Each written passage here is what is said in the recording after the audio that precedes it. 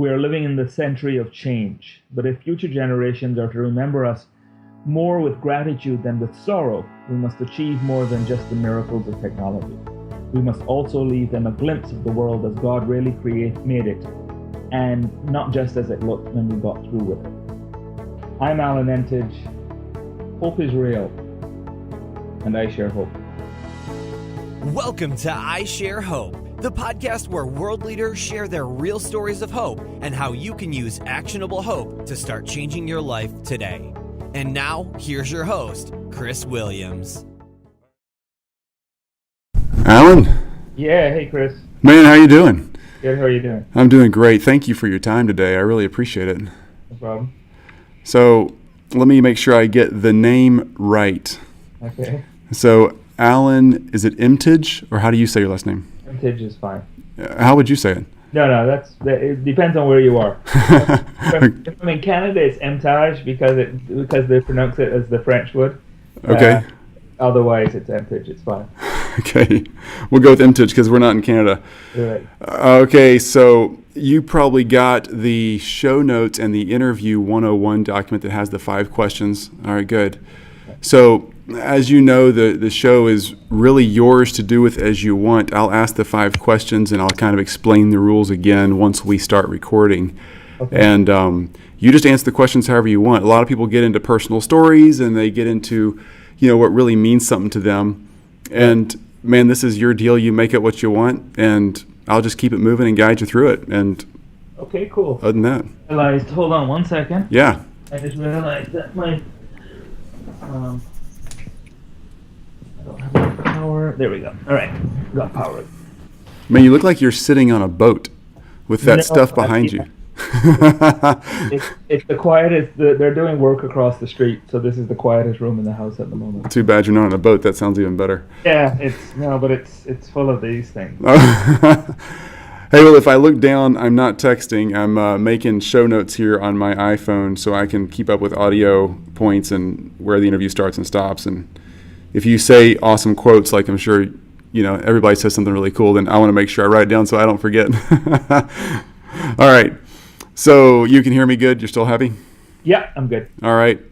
Alan Emtage, you've been super foundational to the internet. So I've read a little bit about you, and I don't dig in too deep with any interview before the interview because I really don't want to know the answers to all the questions. But if I'm right, you're credited with creating or helping to create this first search engine model for the internet, and you've served as a chair on these committees and councils that have developed things like URL and all these FTTP :// all the stuff that I'm confused about constantly. This is stuff coming out of your brain, right?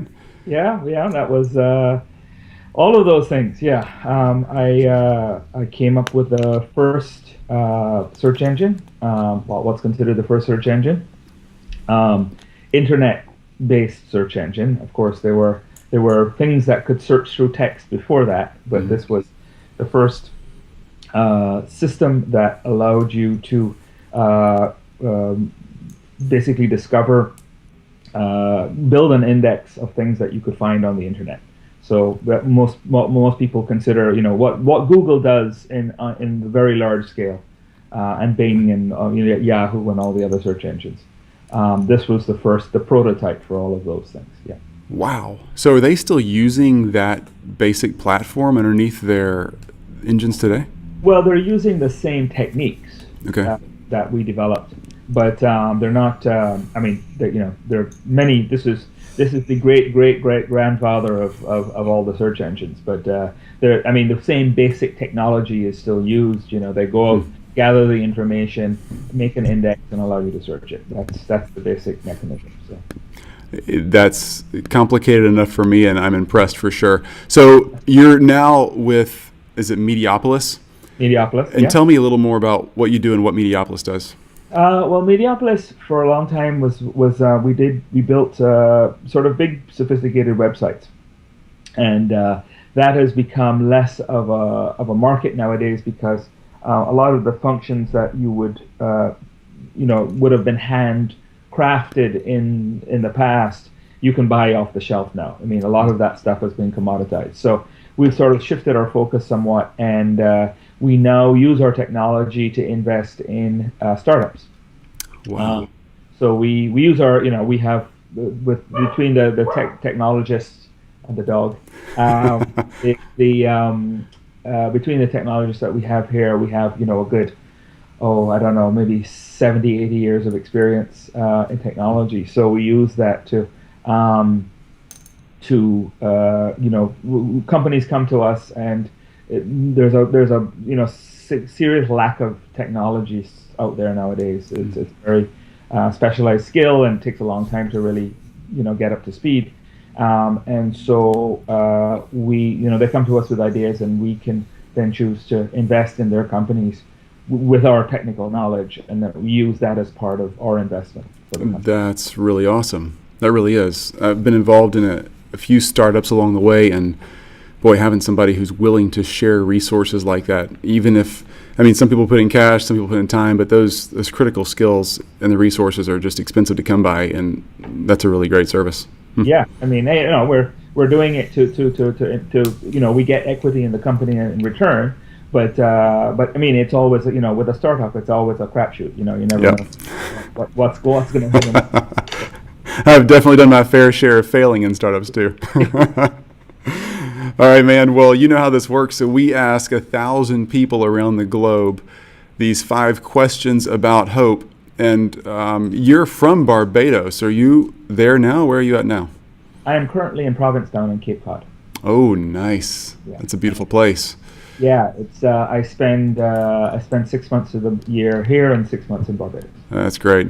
Yeah. So, questions how these work. We're looking to really just broadly reach a global market with the concept of hope and how to use hope and how it's impacted people's lives in every sector. So you're obviously way deep into the technology world and somebody that has the roots that go way back there. So I'm really do appreciate you taking the time and answering these for us. So anybody who's searching for this from your vantage point, or from someone from Barbados, or someone in the technology world, there's so many things that you're going to have that really reach a certain population. Kind of, if you think of it as every 8 million people on the planet would get one representative on the survey. That's kind of how the math works out.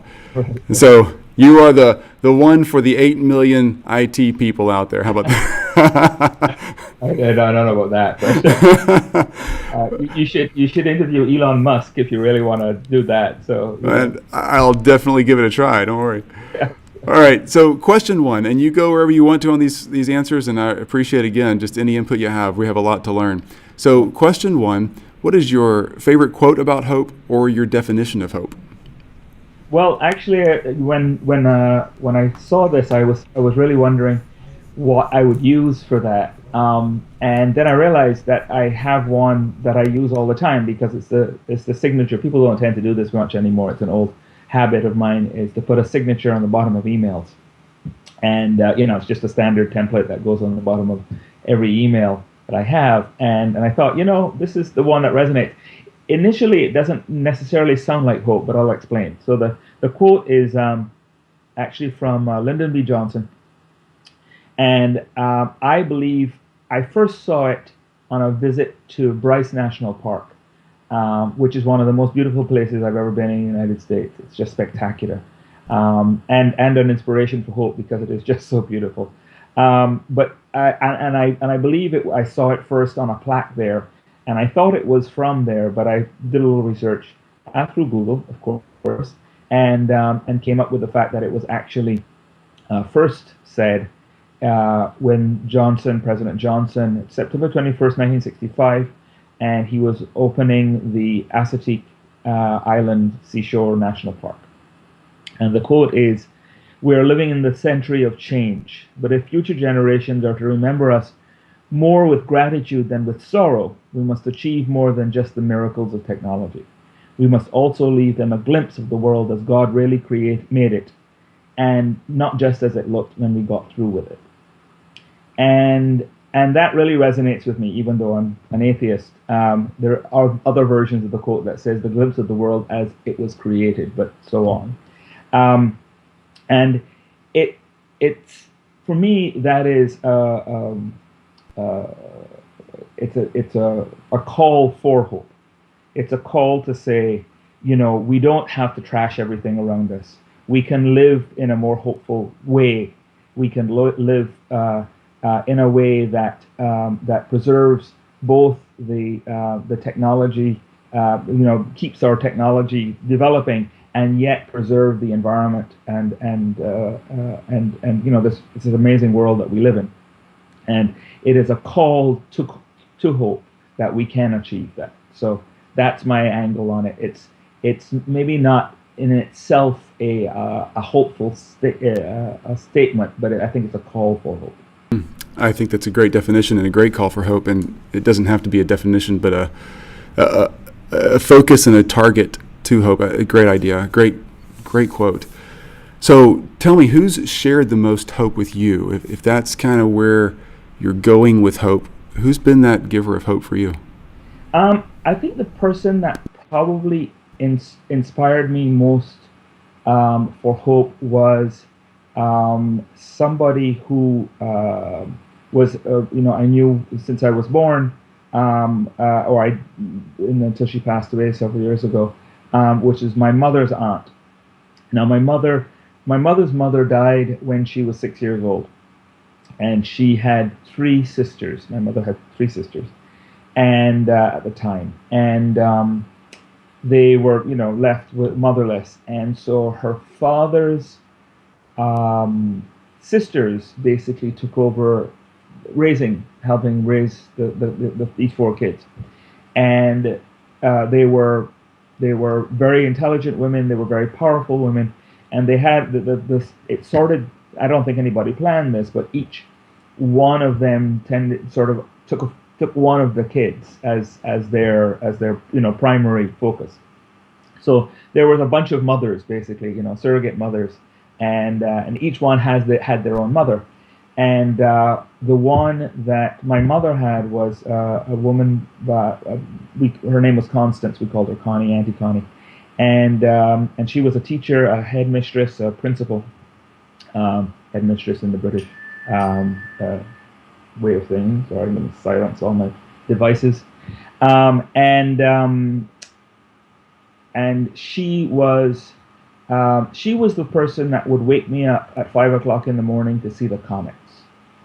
She was the person that would sit down and listen with me as we listened to science programs on the BBC World Service, or take me to the fish market and point out, things about the fish. We actually had a turtle. We had a sea turtle, a pet sea turtle, believe it or not. That is so not fair, man. We're stuck with like box turtles and mud sliders. Yeah, we had a full-on sea turtle because they had discovered it. My mother's sister had discovered it when it hatched one day. She was on the beach, and she thought that she would be able to. Hold on a second. Sorry, this is the problem of doing this in real time. Sorry. You good? Take your time. Yeah, getting calls from somebody else. Yeah. I'm just gonna send them a text. Is that No? Bill Gates calling you about some search engine issue? No. Oh, too bad. Exactly. No. I don't talk to Bill very often. Me either. So anyhow, yeah. Anyway, they caught this. They caught this baby sea turtle and they raised it, and it was that kind of environment which was very much about education in a fun way, but also looking with a hopeful, with a very positive spin on life. The world was out there full of amazing wonders, and you should try to see these things and experience these things, and it really colored my view of I love traveling. I've traveled since I was a kid. I just came back from a 12-country tour, which was amazing, and it's that has really colored how I approach the world, because everything. I call myself a new experience junkie, and that's pretty much what I am. You know, I'll pretty much try anything once, almost anything once. So Man, that's so yeah. I think she was I think probably the most hopeful person that influenced me in my life. Good answer. Sounds like a great family. Really cool the way they structured all that and got around you all as kids. Yeah. Wow. All right. So question 3 then. You know, you've done a lot. You've been successful. You know a lot of people and been a lot of places. Where do you say, you know, there was a time back there where I needed hope or had to use hope in a pretty practical way because maybe life hasn't always been as nice as it looks for you now. Kind of take us back and paint the picture. What's going on back there? I think probably the most, I think the point that hope was most needed in my life was when I was a teenager. When I was probably, I don't know, 13, 14, 15, 16, something like that. And coming to living in Barbados, which is a small, conservative, not radically so, but you know, a small town, you know, 280,000 people, and relatively small, and coming to terms with the fact that I was gay, and coming to terms with the fact that this was not something that was acceptable in the context, you know, that we're talking 30 years ago, of the society, not being able to express that. It's a very isolating, it's isolating. You know, there's not a lot of people you can talk to about. I finally did when I was about 17. I came out to my cousin, who I was close to, and she was fantastic, and you know, and she was very, very supportive and so on. But I think that was probably the point which, and I think it's true for a lot of gay teenagers, even now, you know, even 30 years later, particularly in non-Western countries, in particularly if you're in Russia these days, or if you're in the Middle East, or if you're in Africa, you know, it's not just a matter of being lonely. It's a matter of, in some cases, life or death. You know, in some cases, you literally have your life at risk if people discover that you're gay. So, you know, I'm very much although I never made one of the videos, I'm very much a believer in the, you know, It Gets Better campaign that they ran a few years ago, at least as it applies to the West. You know, I wish it were more hopeful in other parts of the world, and hopefully things will get better. In a lot of those places, it can get a lot worse. You know, if you're a young gay man or woman in Uganda, you know, life's rough. You know, in Russia, I have friends in Russia, and it's rough. So I think, you know, these kids, I really I do wish hope for them. You know, that they can see hope, that they can see a future. Because even now, you know, the rates of suicide of teenage young gay people is still several times what it is for their straight peers. So that would be, you know, I think it hasn't finished. What I went through, people are still going through, and a lot worse. Yeah, they are, and that's really sad discrimination. So. Growing up then, 30 years ago, I mean, the world was a different place on those issues. Wow, so different. So, and you're right, it still is in a lot of places in the world. Did your family, your cousin accepted you? Did your family, mom, dad, grandparents, and schoolmates? I mean, wow, lots at stake there, you know? Well, it took me, I made it a point to leave Barbados to go to college, to go to university, because I wanted to see, you know, I wanted to lose myself in a larger environment where not everybody knew who you were, and you weren't, you know, just basically the representative of your mother and father, you know, the small version of your mother and father. So I ended up in McGill University in Montreal, and McGill sits literally physically sits at the center of the city, and it has a huge campus in the middle of the city, and it's a large cosmopolitan French-speaking or bilingual city, and I've encountered friends. The first two people that I met in class are still two of my best friends from 30 years ago. One of them was just visiting me here in Provincetown, and it allowed me to be myself, and it gave me the strength to be able to go back home and give the news to my parents, and so on. I told my sister before that. She was fine. And my father, when I first came out, my father said to me, "You're my son, and I love you. And if this is what makes you happy, have a good time." Remember, it was also in the middle of the AIDS crisis. This was 1985, and so their big concern was that I would take care of myself, because that was the height of the hysteria, So it was, I think it was tough for them from that point of view, and just coming to terms with it. I think kids and parents have a vision of what they expect what your life is going to be like, and having and going to your wedding and the grandchildren and all this kind of stuff, which nowadays doesn't seem that big a deal, because you can many people can get married and have kids and so on and so forth. But again, 30 years ago, this was not the vision. This was not a path that most people envisioned. So, but my family is fantastic. They were, there was never any question of rejection. But you only see that as the child in hindsight.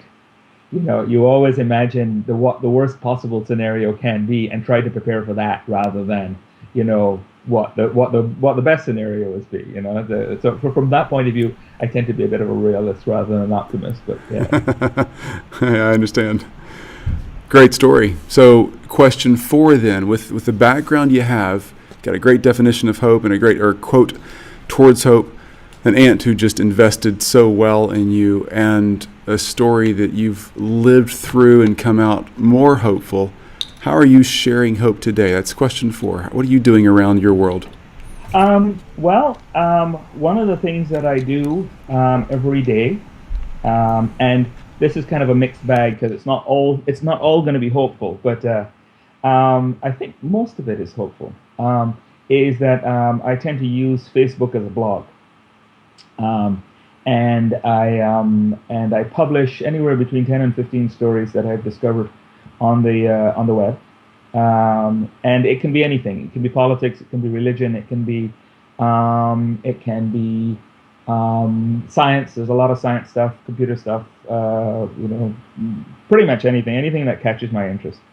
And so I have probably about, I don't know what the totals are, probably about 2,000 people, I guess, that between friends and followers and people on Twitter and that kind of stuff, because I echo the same stuff that I post on Facebook onto Twitter, and so sort of daily, it can be some video with a kitty cat doing something stupid, or and it can be serious stuff as well. I mean, I've just started to queue up the stuff for tomorrow, and one of the things is going to be on torture, but it's actually a hopeful story on torture. Today, the United States Senate passed an amendment 78-21, which banned torture.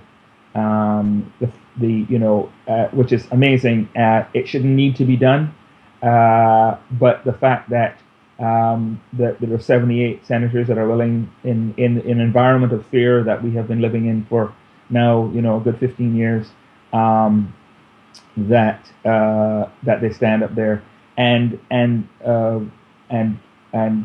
fairly strong criticism of the 21 that voted against it.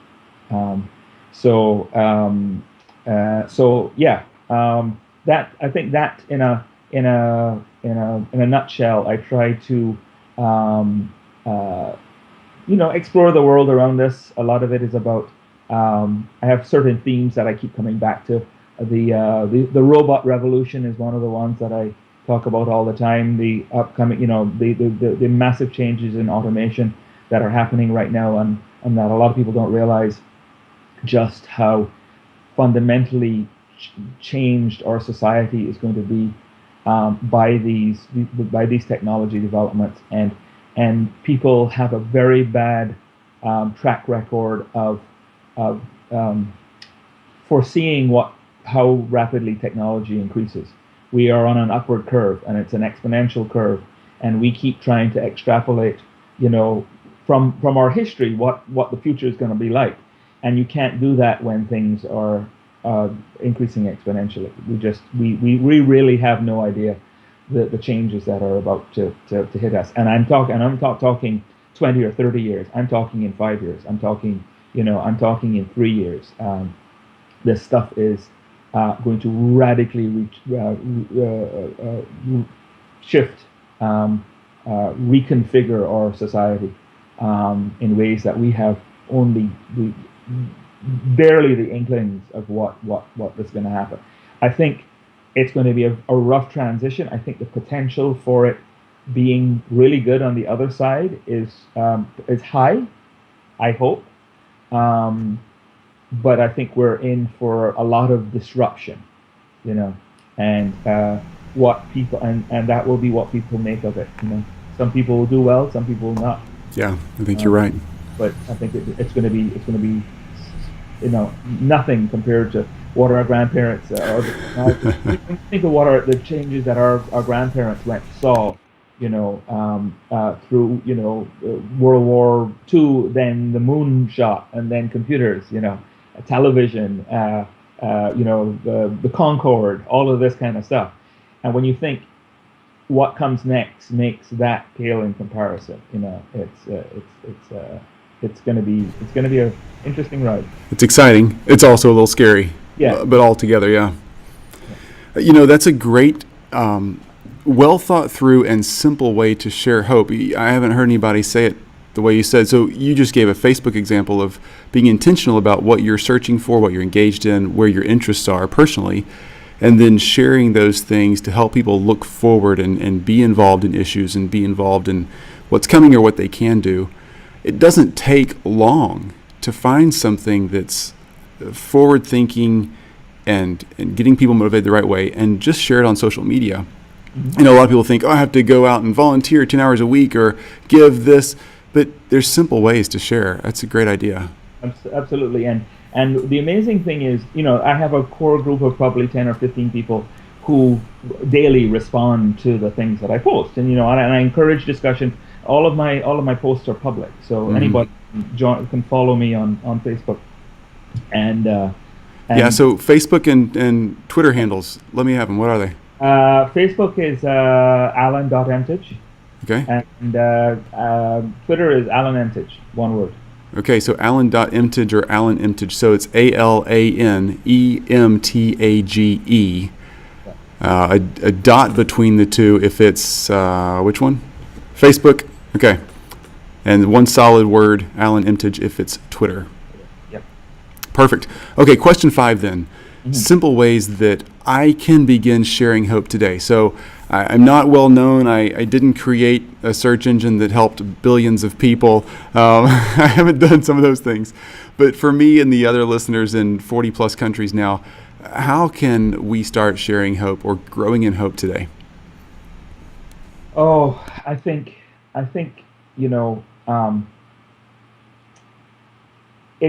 it's one of those things. I found a very interesting piece of research that has come out over the last couple of years and been replicated is that emotions spread through social network.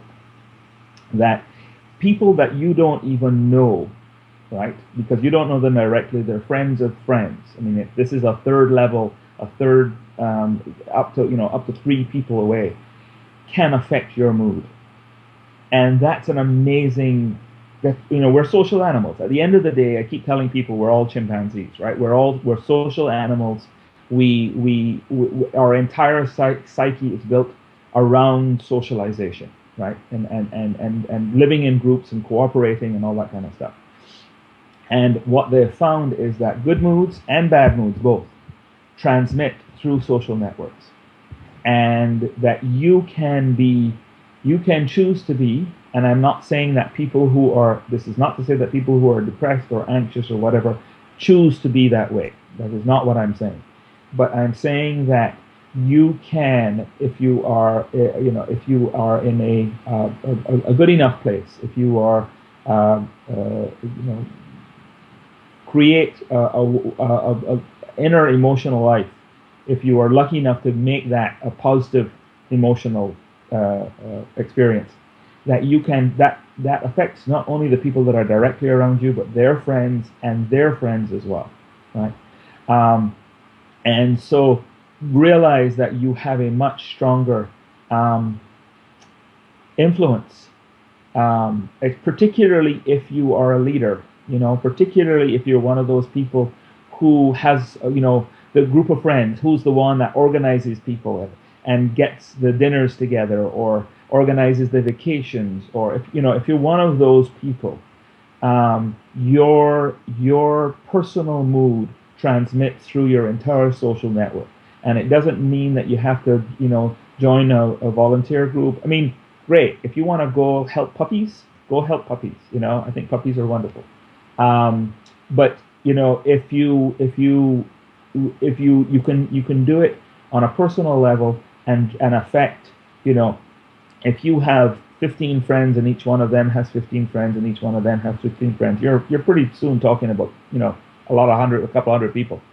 And you can do that. You can be the center of hope, optimism, of positive thinking, of I'm not telling you to run around, with flowers in your hair and singing Kumbaya all the time. I'm just saying, don't try whereas possible to take the positive side of things. It's very easy to fall into the negative side of things. You're right. It is easy to fall into it, and that's a great point. We're really impacting 3 generations of conversation in your social networks. If it's your gossip circle at work or in your neighborhood or at school, or if it's your social network on Twitter, it goes 3 conversations past you. And man, you're right. The social network, the internet social networks can amplify that 1,000-fold. Yeah. You can take. There was I don't know if you saw it. There was this silly series of pictures that went around with this husky the other day, where the owner, the woman, pretended to throw the ball. Yes. And yes. You saw the sequence of the husky. I mean, I burst out laughing, right? Right. And I posted it when I first saw it, and I think it's been shared 50 times. Yeah, it's huge. Yeah. It's huge, and everybody's seen this now and whatever it is, and it brings a smile to your face. And all it is a picture of four little pictures of a dog. And and we're of course projecting on that dog our own emotional thing, but it's hysterical, right? It's really, and if you can bring a smile to somebody's face, even in the smallest way like that, you've done something good. That's not a bad thing. That's a great point. All right, so man, good advice, simple advice, and a great story for so many people around the globe who are growing up in a place or in a way that may not be quite the norm that the rest of their culture might think it should be. And you've given a great example of how to live through that and how to make it something hopeful. And I love your quote. I just wish I could meet your aunt and tell her thank you for sharing hope with you, so you share hope with us. All right, so you've got so much going on Facebook and Twitter, your website, all the things you're doing. So again, Facebook is alan.emtage, and Twitter is @AlanEmtage. Yeah. And then website, so professional, give me some more places here we can go. Website, I've been really bad. I haven't updated it recently, but of all people who should have an up-to-date website, right? The what is it? The cobbler's kids have no shoes. Shoes, yeah. AlanEmtage.com is a collection of my my photographs. I do photography. Wow. Yeah, I do landscape, a lot of landscape photography. So you can go on there and see a bunch of my photography. Man, would you email me a collection of your maybe top 3, 5, 10, whatever? Because I'd like to have a little slideshow on. We do the show notes at iShareHope.com. Your show notes and all of this will be there. I'll have all the links to Alan's info and maybe even a little slideshow that can show off some of that talent. I'll tell you what. I have there's a Facebook album. Perfect. That's open. That was at one point I was doing a photo of the day thing, and they had a lot of the. Now, if you want, it depends on what quality you need them at, but that'll be a good start. You can pick them out, and that's great. The full Man, that's really great. All right, so Alan, let's take a quick break here. You can see there in the notes. We take a quick break and get a few quotes from you. So what we do at the beginning of your episode is somewhere like your quote about hope or something, we'll take a little snippet of that, put it at the very beginning right before we introduce you. And then, so I want to have that quote, whatever we find, and then you saying, I'm Alan Emtage and I share hope, or I'm Alan Emtage and however you want to introduce yourself and I share hope. Right. So I'm going to mute my mic here and you can fire off 1, 2, or 10 quotes. Yeah, I didn't know what to come up with that. Yeah. All right, I'll be quiet. You can go plain, I'm Alan Emtage and I share hope, or you can throw in something in there if you want to try a few of them, that's fine. Okay, all right. I'm Alan Emtage and I share hope. Now, let me see if we can edit all of this out. So,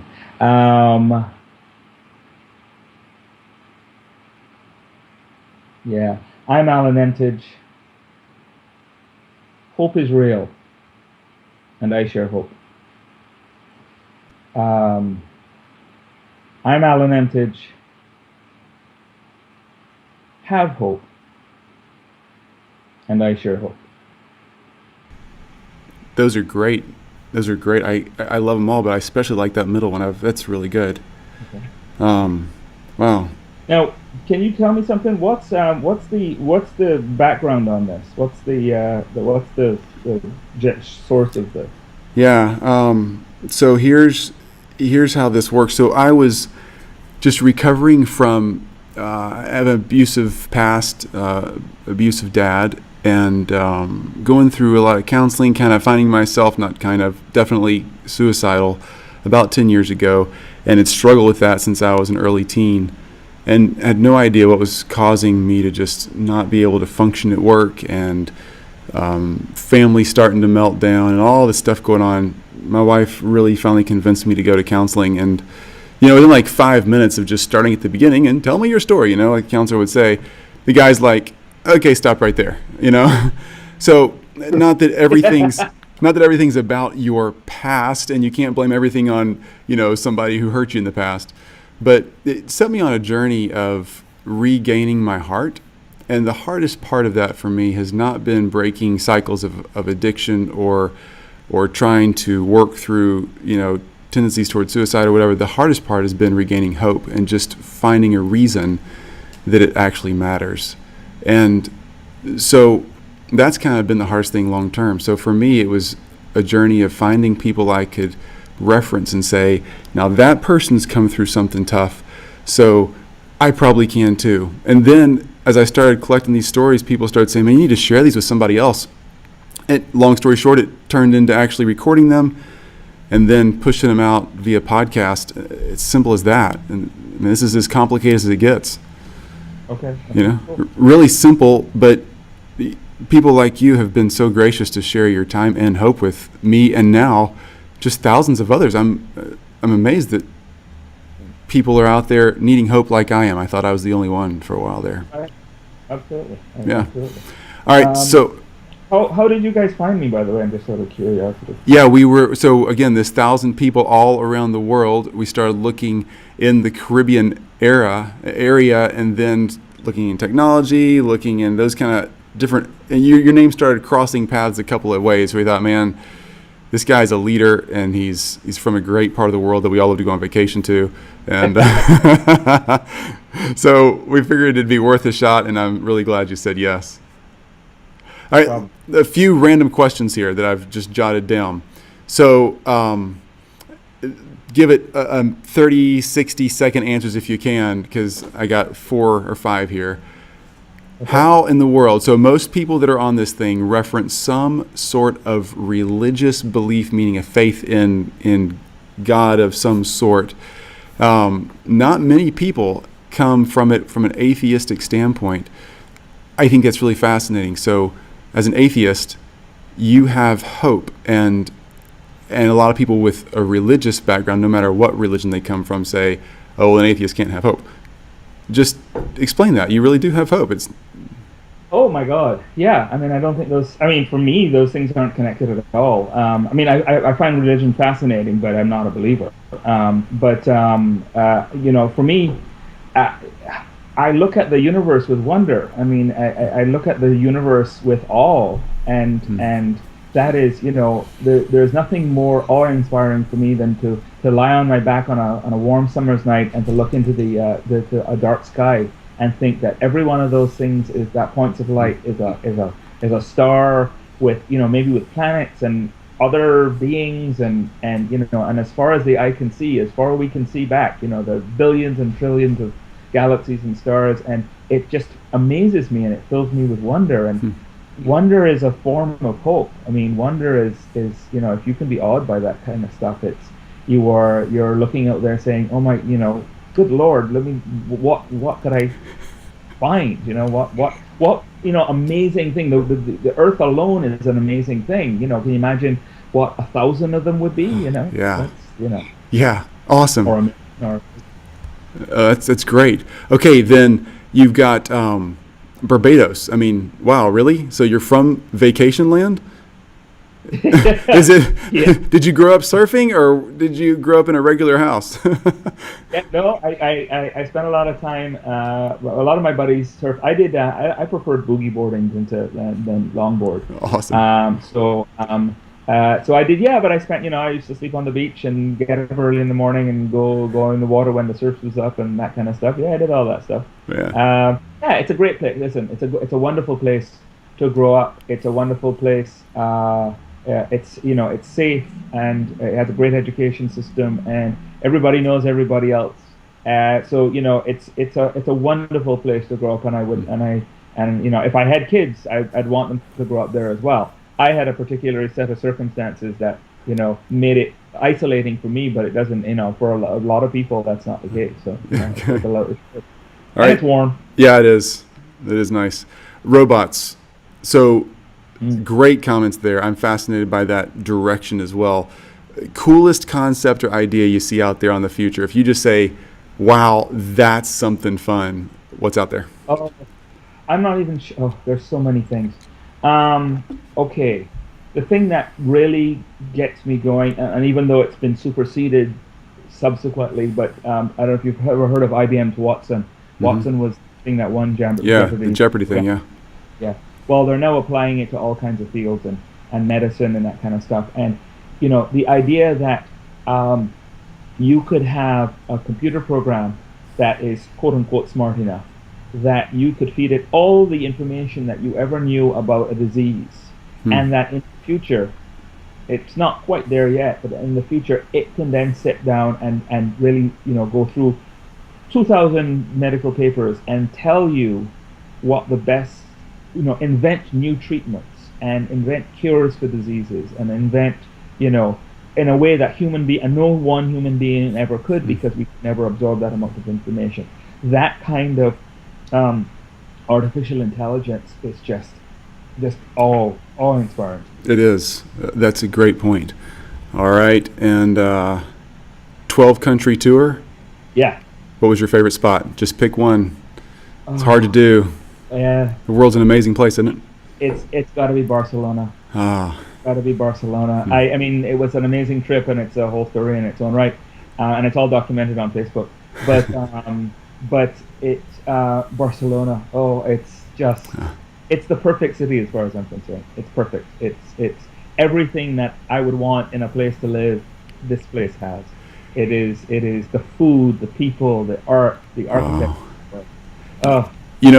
Adriano dos Santos was a guest on the program a couple months ago. He's a professional boxer, one one of the best in Brazil. And anyway, he's traveled in all over the world in almost over 40 countries, I think. And he mentioned Barcelona as one of his top 3. So yeah, I keep hearing I think that. I'm quite up to 80 countries yet, but Wow, yeah. that's awesome. I maybe actually this trip may have brought me to 80. I haven't gone back and counted these. That's a good-looking passport right there. All right, last one, man. If you just need to pop something in the earbuds and get your brain in gear and have some fun, what are you going to listen to? Favorite track, favorite album? What you got? There's a song from last year. Oh God, there's so many of these. There's a song from the last year that really always puts a smile on my face. It's called "No Place I'd Rather Be." I don't know if you remember. No Place I'd Rather Be. It's featuring a particular singer, so let me get it right. I'm gonna look it up here too. "Be" is a song by Clean Bandit, and the artist is Jess Glynn, is the featured singer. And it's on YouTube, and it's called "No Place I'd Rather Be," and it talks about this woman talking about the fact that there's no place that she'd rather be, no matter where she is. She's with her partner. There's no other place she'd rather be, and there's something just happy and joyful about the song. Yes, I think I found it here. Awesome. Yeah, thank you. That's a good one. All right, man, can't tell you enough. You just hammered it out of the ballpark. I love it. Thank you. Yeah, I've been doing this for a long time. So. All right. Well, Cool. Sir, you've been a privilege to talk to, man. Just enjoy the rest of your afternoon, and I'm really glad that you're willing to share with us.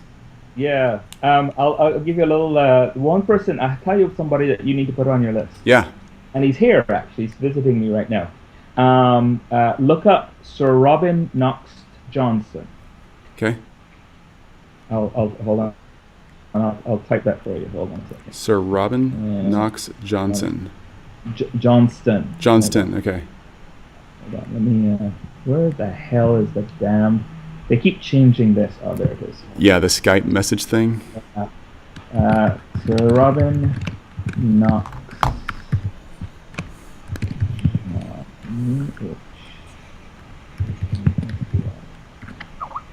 Got it.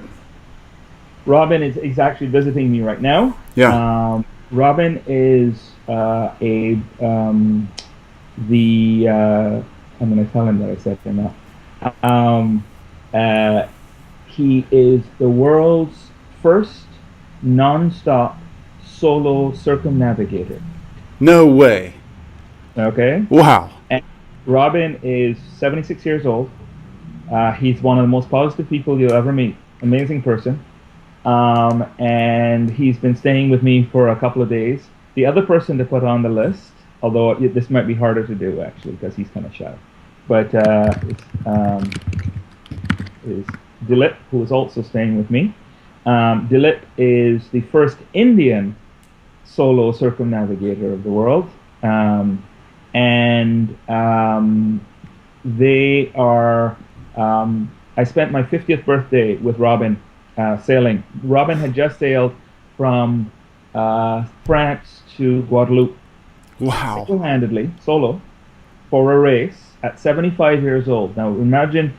Now this is a 60-foot boat that this with an 85-foot mast. Right. Wow. It's a Lamborghini. Okay. Yeah. Right. It travels anywhere between 14 and 16 knots. Man. And it is he sailed it solo across the Atlantic in a race, and came in third, right? And there's no mechanical assist. All right, all of this is done by hand. Right? Yeah. There's no electric winches or any of this stuff. This is all being done manually. He was up at the top of the mast this afternoon fixing a light and a bosun's chair 85 feet up. Wow. And Robin is an amazing guy, and you definitely need to put him on your list because he is incredibly positive. He's done a lot. He's doing tremendous amount of work with youth I'm trying to get them into sailing. Inner city youth in England. He's British, as you can probably tell from this. So, he's a wonderful guy, and he's been visiting me here just for a few days. If he's a sir, does that make him a knight? Yes, he is a knight. Wow. Well, those are a dime a dozen. My dad's a knight too. So. Well, I'm not. It is true. My dad is also a knight, but yes, he is a knight. Yes. What did your dad do to get knighted? He worked for a lot of international organizations and the government in Barbados. Wow. Yeah. Huh. And then Dilip, you think we can get him on the phone too? It makes me a princess. I love it. An original joke. But it works anyway. It's a good one. So is it Dilip? Am I saying his name right? Dilip, yes. Dilip is the Indian. Well, he didn't do it nonstop. Robin broke the sort of last major. Sort of it was the equivalent of climbing Mount Everest. Yeah. So he didn't land. Robin didn't land once. Okay. Incredible. And was at sea for, I think it was 9 months altogether. Wow. And was knighted as a result of that. But has done tremendous amount of work, promoting sailing and that kind of stuff. Let me tell you something. Traveling in the world with Robin around sailors, the only thing they don't do is literally get genuflect. He's a god. Yeah, he's a god. Yeah. Wow, that's cool. Yeah. I'd love to talk to both of those guys. Okay, so on your way out of here then, this is obviously, I'll record this, but it's not part of your interview. Introduce those two, because if they say yes, I love having a friend introduce. So we've had that multiple times where somebody says, hey, this is, Alan Emtage, and you're about to listen to Sir Robert Knox Johnston, first world surfer, whatever, Okay. I'm going to hit mute again. Hit me up with an intro for both of those guys. I'm Alan Emtage, and you're about to listen to an interview with Sir Robin Knox Johnston, the world's first solo non-stop sailing circumnavigator of the world. Sorry, let me do that again, because I said world twice. I'm Alan Emtage, and you're about to listen to an interview with Sir Robin Knox Johnston, the world's first solo circumnavigator. Hi, my name is Alan Emtage. You're about to listen to an interview with Dilip Gillett, India's first solo circumnavigator. Okay? Perfect. Got it. Man. We're going to get Dilip. Dilip might be hard. He's kind of shy. But Robin will probably do it. Well, tell Dilip he should quit doing things that are so noteworthy so people won't bother him. Yeah, exactly. Actually, the reason he took it was because he could spend a year on the water and not talk to anybody. That's a great reason. I think I want times like that sometimes.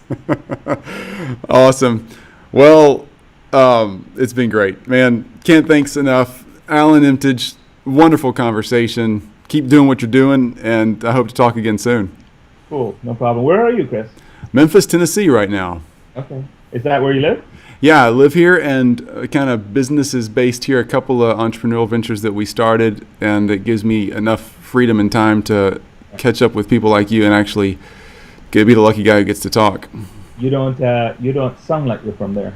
I know, everybody tells me that. I think no, I have my family was born and raised in Florida, so I think I got that, kind of snowbirdish mix in there, yeah. All right, my friend, enjoy your afternoon. Thank you. Thank you. All right. Take care, Chris. Bye-bye. Bye-bye. You've just listened to I Share Hope. If you're ready to make a change, head to our website at isharehope.com and claim your free copy of the Top 10 Actions of Hope from World Leaders to use hope in your own life. Thanks for listening, and we'll talk to you next time.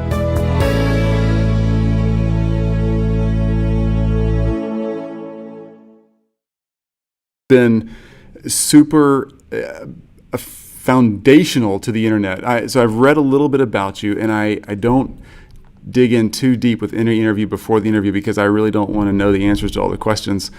But if I'm right, you're credited with creating or helping to create this first search engine model for the internet, and you've served as a chair on these committees and councils that have developed things like URL and all these FTTP :// all the stuff that I'm confused about constantly. This is stuff coming out of your brain, right? Yeah, that was all of those things. Yeah, I came up with the first search engine, what's considered the first search engine, internet-based search engine. Of course, there were things that could search through text before that, but this was the first system that allowed you to basically discover, build an index of things that you could find on the internet. So that most people consider, what Google does in the very large scale, and Bing and Yahoo and all between the technologists and the dog, between the technologists that we have here, we have a good, I don't know, maybe 70, 80 years of experience in technology. So we use that to companies come to us, and there's a serious lack of technologies out there nowadays. It's very specialized skill, and takes a long time to really get up to speed. And so they come to us with ideas, and we can then choose to invest in their companies with our technical knowledge, and that we use that as part of our investment for the company. That's really awesome. That really is. I've been involved in a few startups along the way, and boy, having somebody who's willing to share resources like that, even if, some people put in cash, some people put in time, but those critical skills and the resources are just expensive to come by, and that's a really great service. Yeah, we're doing it to we get equity in the company in return, but it's always, with a startup, it's always a crapshoot. You never know what's going to happen. I've definitely done my fair share of failing in startups too. One document that has the 5 questions. All right, good. So as you know, the show is really yours to do with as you want. I'll ask the 5 questions, and I'll kind of explain the rules again once we start recording. Okay. And you just answer the questions however you want. A lot of people get into personal stories, and they get into what really means something to them. And man, this is your deal. You make it what you want, and I'll just keep it moving and guide you through it. And okay, cool. Other than that, hold on one second. Yeah. I just realized that my I don't have enough power. There we go. All right, got power. Man, you look like you're sitting on a boat with that stuff behind you. It's the quietest. They're doing work across the street, so this is the quietest room in the house at the moment. Too bad you're not on a boat. That sounds even better. Yeah, it's full of these things. Hey, well, if I look down, I'm not texting. I'm making show notes here on my iPhone so I can keep up with audio points and where the interview starts and stops. And if you say awesome quotes, like I'm sure everybody says something really cool, then I want to make sure I write it down so I don't forget. All right. So you can hear me good? You're still happy? Yeah, I'm good. All right. Alan Emtage, you've... The search engines. This was the prototype for all of those things, yeah. Wow. So are they still using that basic platform underneath their engines today? Well, they're using the same techniques that we developed, but they're not, there are many, this is the great grandfather of all the search engines, but the same basic technology is still used. They go out, gather the information, make an index, and allow you to search it. That's the basic mechanism. So that's complicated enough for me, and I'm impressed for sure. So you're now with, is it Medialis? Medialis, and tell me a little more about what you do and what Medialis does. Well, Medialis for a long time was we built sort of big sophisticated websites, and that has become less of a market nowadays because a lot of the functions that you would have been hand crafted in the past, you can buy off the shelf now. A lot of that stuff has been commoditized. So we've sort of shifted our focus somewhat, and we now use our technology to invest in startups. Wow. So we use our, we are living in the century of change, but if future generations are to remember us more with gratitude than with sorrow, we must achieve more than just the miracles of technology. We must also leave them a glimpse of the world as God really made it, and not just as it looked when we got through with it. I'm Alan Emtage. Hope is real, and I share hope. Welcome to I Share Hope, the podcast where world leaders share their real stories of hope and how you can use actionable hope to start changing your life today. And now, here's your host, Chris Williams. Alan? Yeah, hey Chris. Man, how you doing? Good, how are you doing? I'm doing great. Thank you for your time today. I really appreciate it. No problem. So, let me make sure I get the name right. Okay. So, Alan, is it Emtage, or how do you say your last name? Emtage is fine. How would you say it? No, it depends on where you are. If I'm in Canada, it's Emtage because they pronounce it as the French would. Okay. Otherwise, it's Emtage. It's fine. Okay. We'll go with Emtage because we're not in Canada. Right. Okay, so you probably got the show notes and the interview 101